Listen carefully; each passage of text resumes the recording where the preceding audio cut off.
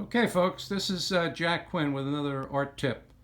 I had an opportunity to enter a show where they required the artwork to go on the tabletop. So I'm going to talk quickly about how to make yourself a quick tabletop easel.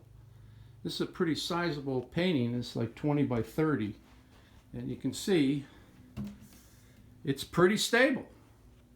So quite simply, I cut a piece of wood. I'm going to tip this down here. Okay. So, I cut a piece of wood, took a saw, and cut a slot in the top of that wood down about a 1/2 inch. Marked the center line of the painting and marked the center line of this piece of wood. I then pushed the piece of wood into the wire and pushed it up so that it was taut. I then came down the bottom, and where that piece of wood ended with the frame, I cut the piece of wood off. I then added 2 eye hooks, one on the bottom of the board and another eye hook on the bottom of the frame.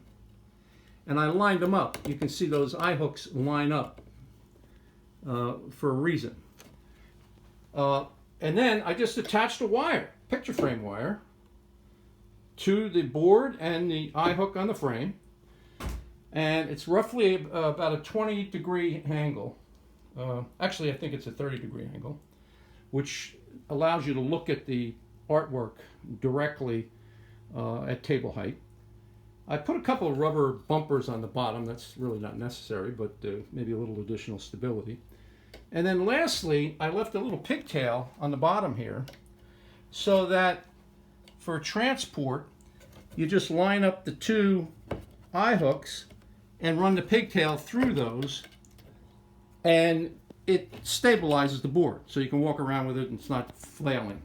I also just put 2 pieces of tape on either side of the board up top to prevent this from sliding. It's actually very snug.